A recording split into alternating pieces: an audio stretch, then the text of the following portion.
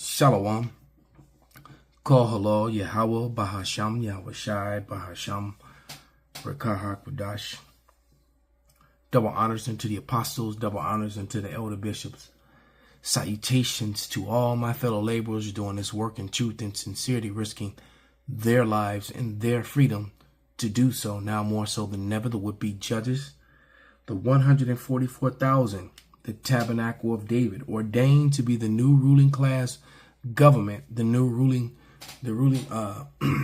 class people over all other nations here on earth, as the kingdom of heaven comes down on earth as it is in heaven, as it describes in the book of Revelation.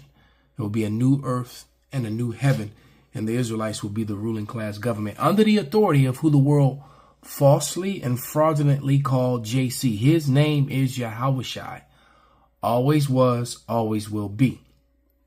And to the rest of the scattered elect that are scattered around the four corners of the earth, that be like unto the speckled birds, the Israelite foreigners among the heathens that have the appearance of the heathen. This is not a black only thing for our people, even scattered among people that look like Dr. Jang here on the camera. What's that? Isaiah 16:4, how he hid Judah, so-called black people, among Moab, the so-called Chinese. All right. So, and to the rest of the few Akwaf that are listening and learning to you, I say Shalom. This is your brother Malcolm from the branch of the Great Millstone here in Chicago, coming at you with another lesson in truth. And it's just so much happening. It's hard to keep up with. I had like 5 different videos that I wanted to do responses to, but this was the last one that I watched. And I didn't watch the whole thing. I watched maybe about half of it. It's in a 22-minute video. I probably watched about 12 minutes of it. But what really caught my attention was right here around the 6th chapter. So the 6-minute mark. So I'm going to let him talk. I'm going to play it all the way up to maybe 4 or 5 minutes. And then I'm going to bombard you with the scriptures.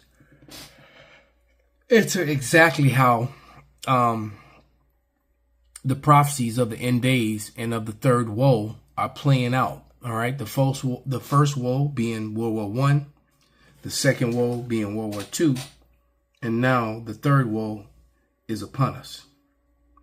Okay. It's literally happening as I speak. It's happening. So, without any further ado, Professor Jiang here. With Iran. Oh, wait a minute. Got to get the copyright statute. I don't know if this is copyrighted material or not. So, we don't have any problems, any strikes or video removals. Let me go to the evidence folder. There we go. And copyright statute or disclaimer. Copyright disclaimer under section 107. Copyright disclaimer under section 107 of the Copyright Act 1976. Allowance is made for fair use for purposes such as criticism, comment, news reporting, teaching, scholarship, education, and research. Fair use is permitted by the copyright statute that might otherwise be infringing. So without any further ado, Professor Jiang here. And you can see the name and title of the video at the bottom of the screen. And here we go. On controlling the Strait of Hormuz, threatening to close it, or simply making it too dangerous to transit. And what you get is a scenario where the global oil supply is hit from multiple directions at the same time. We are already hearing from serious financial analysts that oil at $150 a barrel is possible if this continues. Some are saying $200. Think about what that means for the global economy. Think about what that means for America, an economy propped up by cheap energy and Gulf state investment. When energy is no longer cheap and Gulf states are no longer stable, that entire system comes under enormous stress. And then there is one more dimension to Yemen's role that almost nobody is discussing. Yemen could enter Saudi Arabia from the southwest. Yemen shares a long, porous border with Saudi Arabia. And Saudi Arabia, let me be very direct about this, cannot fight. 7 years of war against Yemen proved this conclusively. Despite its enormous wealth, despite its American weapons, despite complete air superiority, Saudi Arabia could not defeat a blockaded, starving country. Its military was humiliated repeatedly. Its cities were hit, its economy was damaged, and now, with Iraqi resistance forces threatening from the north, with Iran threatening from the east across the Persian Gulf, and with Yemen threatening from the south, the entire Arabian Peninsula is in play. Think about this carefully because it gets to the heart of what a multi-front trap means strategically. If America is fighting Iran in the Persian Gulf and Yemen is threatening the Red Sea, and Iraq's resistance forces are striking American bases, which they already are doing on a near daily basis, how many fronts can even the most powerful military in the world fight at the same time? Where does America send its interceptor missiles? It has a limited number of interceptors. We already know this from public statements and from the math of previous conflicts. We have already discussed how a single Iranian ballistic missile is being targeted by 11 American interceptors, all of which have been missing according to multiple reports. Interceptors cost between $3 and $10 million each. Iran's missiles cost far less. Iran's drones cost around $50,000. Yemen's weapons are similarly cheap, and now you have Yemen firing from the west, Iran firing from the east, Iraqi resistance firing from the north. Every missile America fires at Yemen is a missile it cannot fire at Iran. Every interceptor used in the Red Sea is an interceptor missing from the Persian Gulf. Every dollar spent on multiple fronts accelerates the financial unsustainability of this entire war. This is the trap, and America walked right into it. Now I want to talk about something very important that most people are ignoring. What is actually happening on the battlefield right now beyond what the mainstream media is reporting? America has lost ground-based radar systems in the region. It is now much more reliant on airborne radar, what are called AWACS aircraft, surveillance planes that fly above the battlefield and provide radar coverage for all air operations. And one of these aircraft, an E-3 Sentry AWACS, was destroyed at an American base in Saudi Arabia, according to multiple open-source intelligence reports. These are extraordinarily expensive aircraft. America does not have many of them. They are indispensable for coordinating air operations, tracking enemy aircraft, managing the battle space. And one is gone. Also, aerial tanker aircraft, the KC-135s that refuel American fighter jets in midair, several have been destroyed or damaged. Why does this matter? Because American aircraft are maintaining a safe distance from Iranian air defenses. They cannot... See, we'll stop it right there. He said so much, and there's so much happening in America is really fucked. All right. The reason he said that, that the planes, the refueling planes are in such danger is because America has no bases left in that entire region. See, as you're looking at the map behind him, America had bases in many of those countries that were that surrounded Iran and these other Arab nations. Iran destroyed almost all those bases. America no longer has a foothold in outside of the land of the Israelis. They don't have anything over there anymore. And that puts them at a very a huge disadvantage. And with cheap ordnance, the Israelis and the Iranians and now the Houthis and Iraq has also joined this battle. Okay. Yeah, I stopped it a little bit before he mentioned Iraq, but now you have the Houthis out of Yemen and Iraq are also fighting and firing on American assets, etc., which is fulfilling prophecy about the dragons of Arabia. We're gonna get to that, but before I get to these scriptures, there's another video with him speaking that I didn't key up, and maybe I'll do a lesson on that tomorrow, if the spirit leads. But this morning when I was doing my first workout, I was listening to him speak, and Russia gave Iran 1,000 Sarmat missiles, hypersonic missiles. There isn't a missile defense system on the earth that can stop those. And Russia gave Iran 1,000 of them. So how many do you think Russia have? Or, or has? This missile, I think it shoots several warheads out of each one.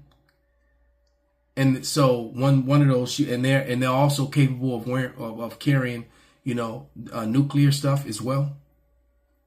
And they move at hyper speeds. And once they go after their target, they're going to hit that target.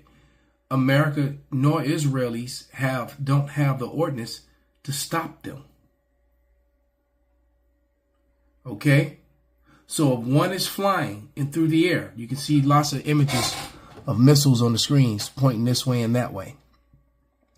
It then releases several out of his head, and all of them could also be nuclear thing. And see, and what this is coming down to is that America and the Israelis, there's no way that they can win this war without going nuclear. And if they do that, almost all the people that have nukes on the planet are going to fire them at the Americans and the Israelis. And it's not if, it's when, because that's prophesied to happen. See, there's no way out of this. Okay, this is Revelation, and those Sarmats are also called Satan. I think that's Satan 1 or 2. I think that's the Satan 2. So they have Satan 1 and Satan 2, and the Sarmat missile system. And once again, America nor any of America's allies are capable, have the technology to stop those missiles. See, while America was living deliciously and Russia wasn't in the, late 80s and 90s and all that, all Russia did was put all their money into their technology, into their missile technology. And now they and their allies, China as well, have these supersonic missiles with this missile defense evading system. All right. So this is not good for America, and its allies are not aiding them because the allies are actually free to move through the Straits of Hormuz and to do trade, et cetera, et cetera. It's not, it's just American Israelis and all the allies to the BRICS nations, and they're spending their money in what you call it, in the yuan to do these deals. But this is Revelation, and all this is leading up to World War III. So I'm gonna read about World War I and II a little bit, because it's this. So this is the book of Revelation 9, and I'll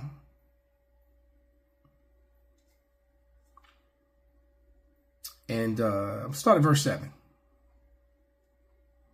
and it reads. And the shapes of the locusts were like unto horses preparing unto battle, and their heads were like the crowns of gold, and their faces were like faces of men. All right, they actually drew faces on those World War I planes, and they did look like locusts when they were flying, and the noise they made, and the cockpits were open, and it says, and they had hair like the hair of women. They wore those headdresses. I should have pulled up pictures of them.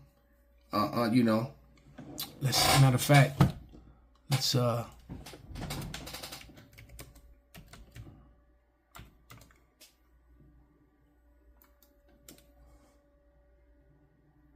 it is. That's the Red Baron. And he's not wearing and it talks about their stingers. Those would be the machine guns, They're pulling it up a little bit. And that was the Red Baron. His name was Manfred von Richthofen. He was born in 1892 in Poland, Borek, Poland. And he died April 21st, 1918 in World War I. All right. He got, he finally was shot down. But this, they made movies and talked about him. He was, I think he was a German pilot. He fought for the Germans, if I'm not mistaken. But that was from World War II. And these planes that you're looking at, they looked and sound like locusts when they were flying. And that's what they're talking about. All right. So let's go back. So today I want to discuss something that I believe changes. Hold on. Let's go back to where we were. We wouldn't. Oh, actually, we don't really need to. We already listened to him. So, yeah, Revelation 9 and 6. I mean, the 7. I just read that one. And 8. And their hair, they had hair as the hair of a woman, and teeth that were teeth of iron. That's talking about the machine guns. And they had a breastplate. And the breastplates, and the sound of their wings, and the sound of their chariot of many horses running in battle. So those planes, when they flew in formation, they looked like locusts. You ever seen like when dragonflies fly? That's kind of what they look like. So speeding up as we continue. Let's jump to verse 12. And one woe is past, World War I, and behold, there come two woes more hereafter, World War II and World War III. In World War II, they dropped little man and fat man. Things began to change as we got into hydrogen and nuclear, bombs.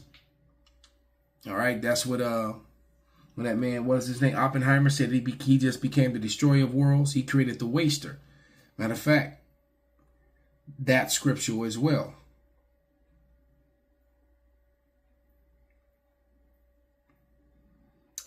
Isaiah 54 and 16. Behold, I have created the smith. So there's a scientist, a smith, he worker.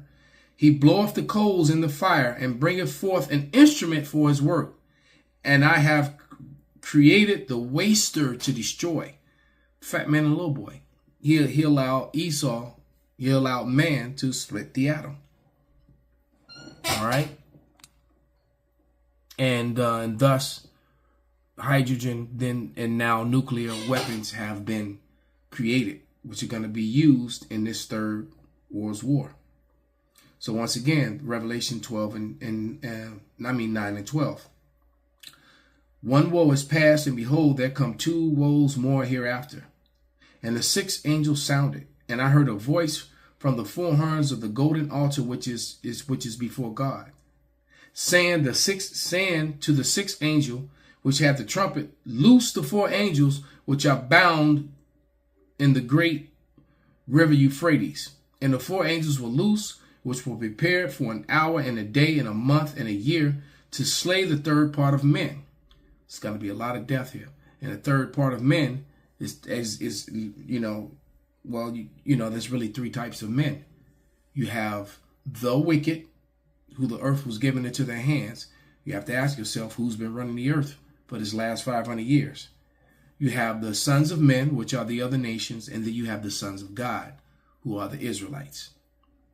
All right, so the third part of men, the wicked, the rulers, the first, the Amalekites and the rest of Edom, they're that third part of men. Okay?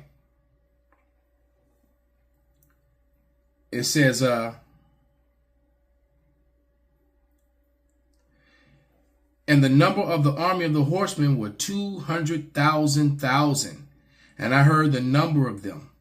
And I saw the vision of them that sat on them, having breastplates of fire, jace of brimstone, and heads of horses were like heads of lions. And the mouths issued fire and smoke and brimstone. All right, so we're talking about an ICBM when it's flying through the air. All right, because it's got, and then it says, was trying to find the one that says it was like the snakes behind them. You know, the trail, the fire that it leaves behind them. But it says, by these three, the third part of men were killed by the fire and the smoke and by the brimstone which issued out of his mouth. For their power is in their mouth and their tails. There it is. Because the tails is projecting them, it's sending them through flight. And then the explosives come out the front, out of their mouths. And some of them, they even paint faces on them like they have mouths and teeth. Okay? These were the visions that were seen by John the Revelator. Okay? And also seen by Joel and many of the other prophets. It says, and for their power is in their mouth and in their tails, and their tails were like unto serpents, see? And their heads, and with them they do hurt. So when them bombs land and blow up and destroy. And so he's talking about, now we're talking about nuclear power. This is World War III. Okay? And this is it's going down, and there's nothing that anyone can do about it. And now you have, and you got Revelation 17:16. NATO and the EU have broken away from America and the Israelis, and are for economic and survival reasons are going to be forced to join with China, Russia, and the rest of the BRICS nations. And the 10 horns which thou sawest, this is NATO and the EU, mainly NATO. That and America was the whore that sat upon the beast. And the 10 horns which thou sawest upon the beast, these shall hate the whore, and shall make her desolate and naked, and shall eat her flesh, and burn with her with fire. The whole world is blaming this on America and the Israelis. All right. I watched a video where they were having a town meeting somewhere in Israel, and an Israeli citizen was complaining about his son that's in the IDF, and how the IDF is not welcomed anywhere in the world except for certain places. I know Argentina is taking them in, but for the most part, they're not welcomed by the people of the world. As a matter of fact, I'm gonna play this short video. I could have pulled it up, but I'll just play it off my phone. To hear what the Trump is not going to be happy to hear what the senator from France got to say, and he laid out everything that the whole world basically is thinking right now, including me and what I've been talking about here. Watch this video.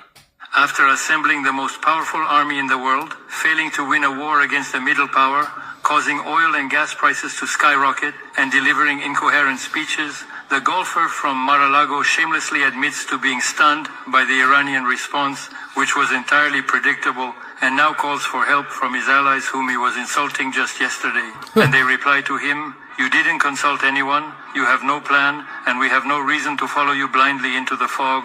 Trump, the only elephant in the world who walks around with his own China shop, now has no choice but between two equally bad options: to withdraw shamefully, pretending, without convincing anyone, that he has achieved his objectives, or to trigger an escalation with results that have been known in advance since Vietnam, Iraq, or Afghanistan.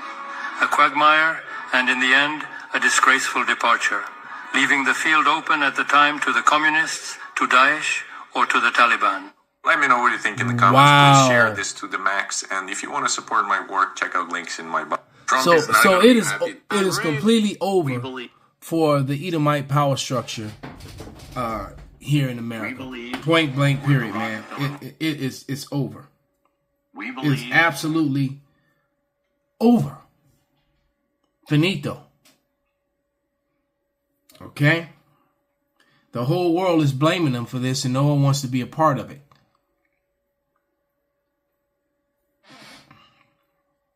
And with Iraq now joining this fight, the Yemen, the Houthis out of Yemen, you know, and now joining on to Iran, what you're witnessing are the dragons of Arabia, the prophecy of the dragons of Arabia now coming together. So this is it, man. This is it. So you know, World War III is going on. The collapse is going. So all we need now is to happen is the wag the dog events, whatever they're gonna do in America, the collapse, the people going nuts and the lawlessness and then the forced implementation of the mark of the beast, the MOTB, which is spoken about in Revelation the 13th chapter, 13 and 16 to be exact. That's it.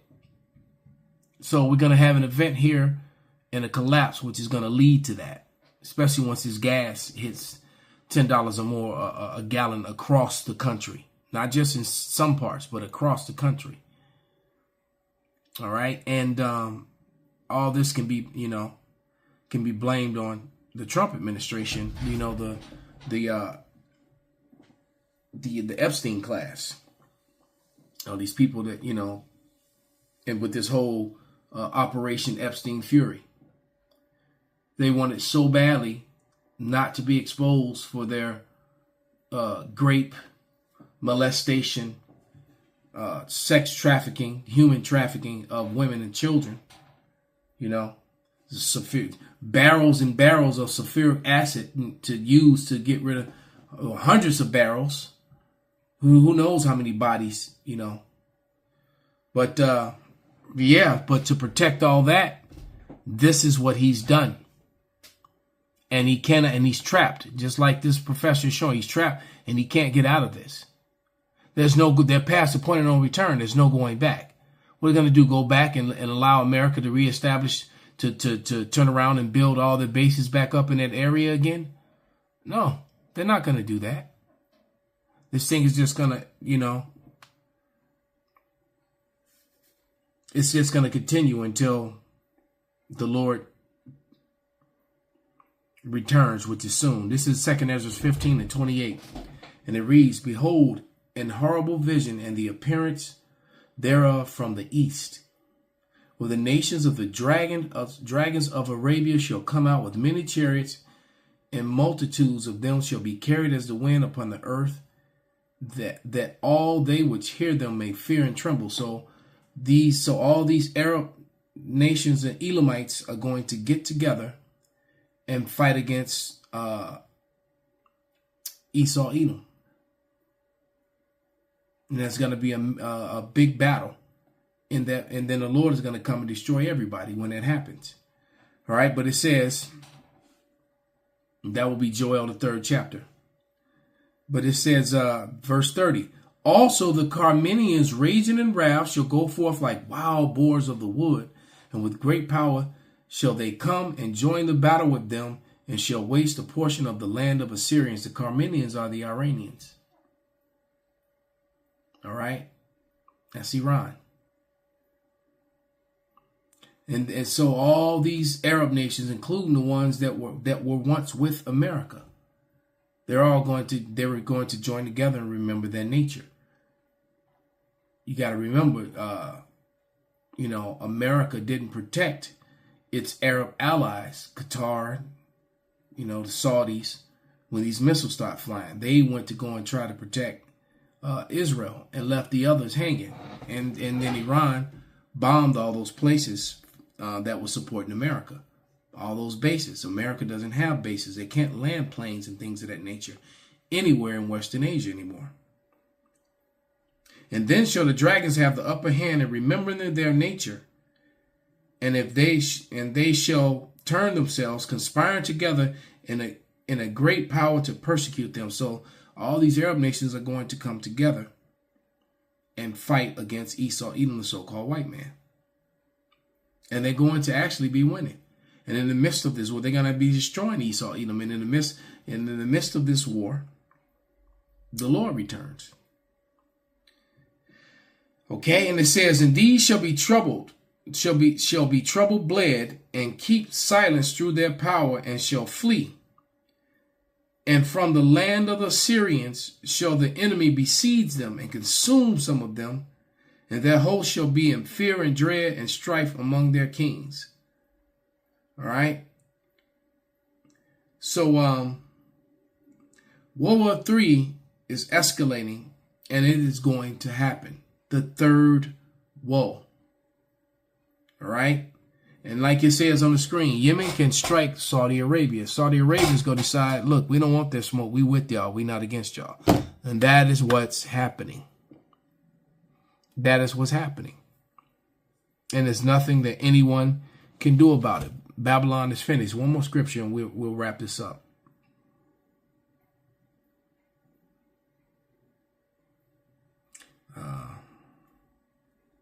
Jeremiah, I want Jeremiah 51.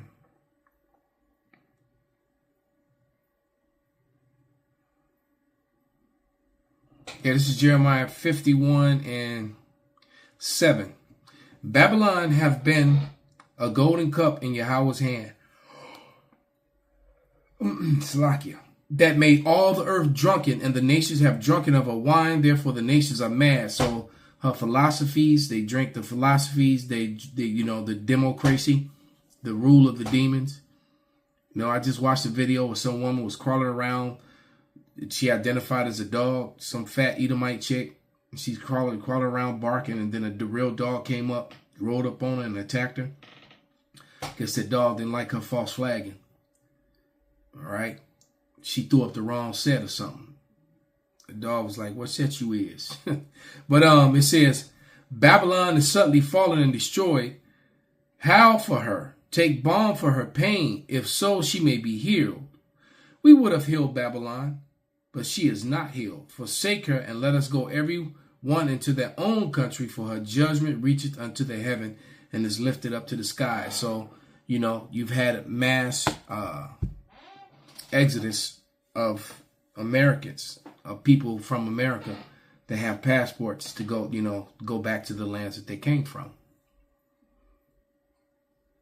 Okay, and you also had a lot of Americans trying to leave, but that's not going to save them, especially if you're an Edomite, because every Edomite on the continental United States, when this happened, is going to die,